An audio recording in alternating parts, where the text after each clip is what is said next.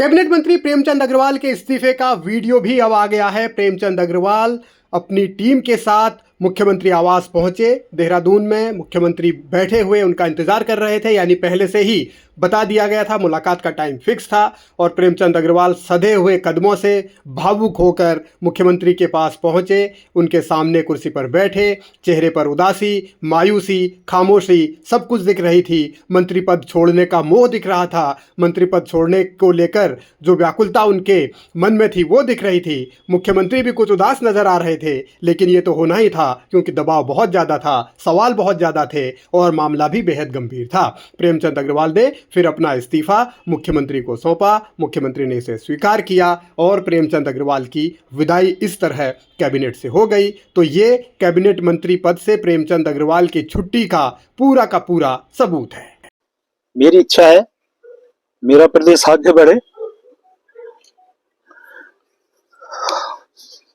मैं इस प्रदेश को आगे बढ़ाने में मेरे से जो योगदान जो मेरा हो सकता है मैं देने को तैयार हूं। और इसलिए आज मैंने निर्णय लिया है, मैं अपने पद से त्याग पत्र लेने माननीय मुख्यमंत्री जी के पास जा रहा हूं। प्रेमचंद अग्रवाल जितने भावुक इस्तीफा देने से पहले थे, जो बयान आपको सुनाया वो इस्तीफा देने से पहले का था, और जब इस्तीफा दिया तब भी उनकी भावुकता कम नहीं हुई। लेकिन सवाल अब सियासत का है और सवाल ये उठ रहे हैं कि क्या प्रेमचंद अग्रवाल का इस्तीफा काफ़ी है। कांग्रेस ऐसा फिलहाल नहीं मानती। ये लड़ाई प्रेमचंद अग्रवाल जी के इस्तीफे तक ही सीमित नहीं होगी। ये लड़ाई आगे भी बढ़ेगी तब तक जब तक कि मुख्यमंत्री धामी जी ने इस बात के लिए उत्तराखंड के लोगों से क्षमा नहीं मांगी कि उन्होंने प्रेमचंद अग्रवाल जी को ऐसे कृत्य पर क्यों उनका संरक्षण किया। जब तक रितु खनूड़ी जी ने इस बात के लिए माफ़ी नहीं मांगी सरेआम कि उन्होंने विधानसभा में प्रेमचंद अग्रवाल जी का संरक्षण क्यों किया, तब तक ये लड़ाई रुकेगी नहीं। और जब तक भारतीय जनता पार्टी के अध्यक्ष महेंद्र भट्ट जी ने इस बात के लिए माफ़ी नहीं मांगी कि उन्होंने उत्तराखंड की जनता को क्यों धमकाया इस प्रकरण में, तब तक ये लड़ाई रुकेगी नहीं।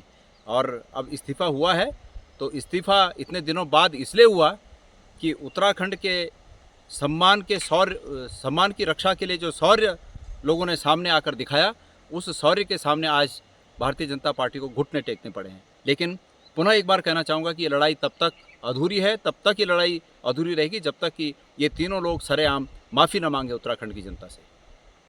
गोदियाल का बयान यह साफ कर रहा है कि कांग्रेस के नजरिए से लड़ाई अभी खत्म नहीं हुई है। प्रेमचंद अग्रवाल का इस्तीफा भले ही हो गया हो, उनकी कुर्सी भले ही चली गई हो, लेकिन गोदियाल साफ कह रहे हैं कि जब तक मुख्यमंत्री पुष्कर सिंह धामी, स्पीकर रितु खंडूरी और बीजेपी प्रदेश अध्यक्ष महेंद्र भट्ट माफी नहीं मांग लेते उस पूरे प्रकरण पर, तब तक आंदोलन भी अलग अलग तरीके से जारी रहेगा, लड़ाई भी जारी रहेगी। प्रेमचंद अग्रवाल जी ने आज इस्तीफा दिया है और इस्तीफा देते समय उन्होंने एक बड़ी गंभीर बात कही कि मुझे उत्तराखंड के लोगों ने इसलिए स्वीकार नहीं किया कि क्योंकि मेरे नाम के पीछे अग्रवाल लिखा है। प्रेमचंद अग्रवाल जी, आप कैसे भूल गए कि आपको कई बार विधायक यहीं की जनता ने चुन के भेजा? आप ये कैसे भूल गए कि आपको विधानसभा का अध्यक्ष बनने का मौका भी यहीं की जनता के आशीर्वाद से मिला? और ये आप कैसे भूल गए कि आप पिछले 3 साल से कैबिनेट मंत्री के पद पे हैं, ये भी यहीं की जनता का आशीर्वाद था। आपने गलत बात कही और उसका नतीजा ये हुआ कि पूरे उत्तराखंड में आग लग गई और उत्तराखंड के लोग नाराज़ हो गए, सड़कों पर उतर गए। आपके पार्टी के अध्यक्ष ने एक और भद्दा बयान दे दिया, उन्होंने कह दिया सड़क छाप लोग जो है आंदोलन कर रहे हैं। तो ऐसी चीज़ों से लोगों में उद्वेलना आती है, लोग नाराज़ होते हैं। आपको कैसे भूल गए, आप खुद आंदोलनकारी रहे हैं कि जिस प्रदेश का गठन लोगों की शहादत पे, लोगों के जेल जाने से, लोगों की प्रताड़ना के साथ हुआ हो, उन लोगों को आप कैसे अपमानित कर सकते थे? आज आपने इस्तीफा दिया है, प्रायश्चित किया है, मैं आपको धन्यवाद देता हूं और मुख्यमंत्री से अपील करूंगा कि जल्दी से जल्दी इस इस्तीफे को स्वीकार करें और साथ में महेंद्र भट्ट जी को भी हिदायत दें कि वो इस तरीके की भाषा शब्दावली का प्रयोग ना करें ताकि उत्तराखंड के लोग उद्वेलित ना हो। मैं धन्यवाद देना चाहता हूँ तराई के लोगों को, भाबर के लोगों को, पर्वतीय क्षेत्र के लोगों को, जौनसार के लोगों को, कि उन लोगों ने सभी ने मिलकर इस लड़ाई को लड़ने का काम किया और उत्तराखंडियत की इस लड़ाई में आप सब साथ थे। इसके लिए मैं आप सबको धन्यवाद देता हूँ, आप सबको सैल्यूट करता हूँ। जय हिंद।